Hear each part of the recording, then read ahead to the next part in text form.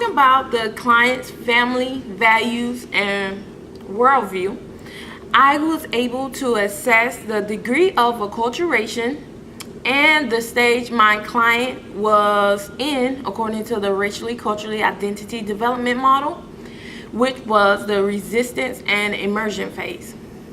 With this information, I decided to take a more active and emic approach in dealing with the presenting problem.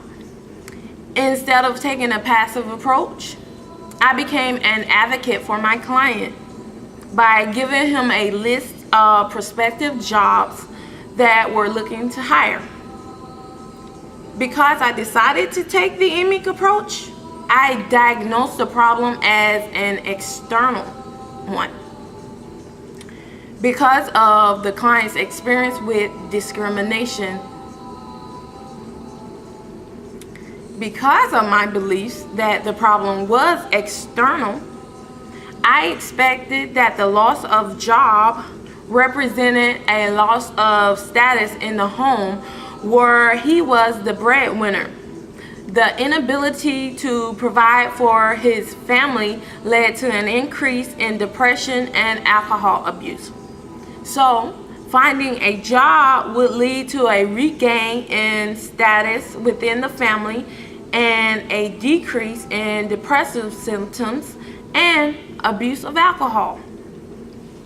Things that I was aware of and knowledgeable of include the following: my status according to the racially culturally identity development model, which is at the introspective stage, and my client status, which is at the resistance immersion phase. I was also aware of the rarity of Hispanic males and the Hispanic American population's lack of trust for mental health professionals. I was aware of the stigma that was associated with seeking mental health professionals and being diagnosed with a mental illness. I was also aware of and knowledgeable of the cultural difference between the client and myself. So an example of encountering cultural clashes was that my client believed that women should not or could not work outside the home, that it was not their place to. However, this is contradictory to what I believe. However, being at the introspective stage, I was able to respect my client's belief and not impose my beliefs onto my client. Also, I was able to prevent myself from over-identifying with the client because of our shared experience of discrimination.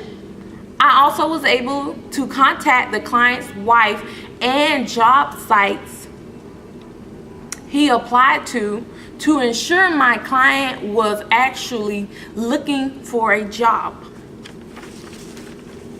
The skills that I used in the session were some nonverbal cues such as smiling, head nodding, and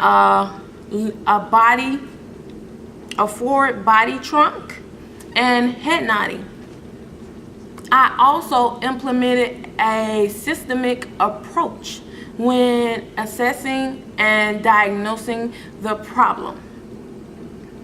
In the next clip, we will begin to discuss the depressive symptoms and the alcohol abuse.